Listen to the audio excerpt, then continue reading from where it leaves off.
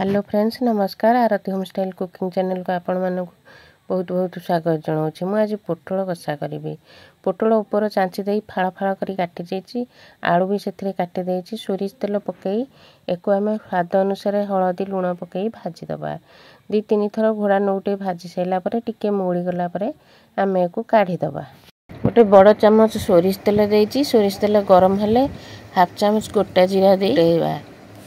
जीरा टिके colour change हेले से पियाज पकई भाजी दबा। पियाज टिके ब्राउन कलर हेले मसला पकई आमे ताकू कषी दबा।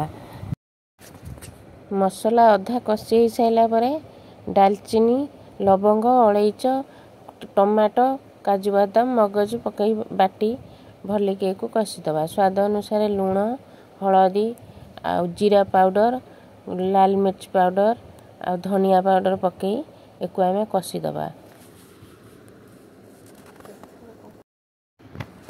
लो फ्लेम रे कषिबा। भल भाबे कषि हो गले एथिरे पोटल आलू पकईकी कषी दबा। पोटल आलू टिके समय कषिला परे आमे पानी दे दबा। अल्प पानी दे आ 5 मिनिट फुटिया पई छाड़ी दबा। आलू भल भाबे सिझी गले आमे तरकारी गोटे चामच घी पकई ओल्हे दबा। वीडियोटी जदि भल लगे आपण माने निश्चित लाइक शेयर और सब्सक्राइब करिए।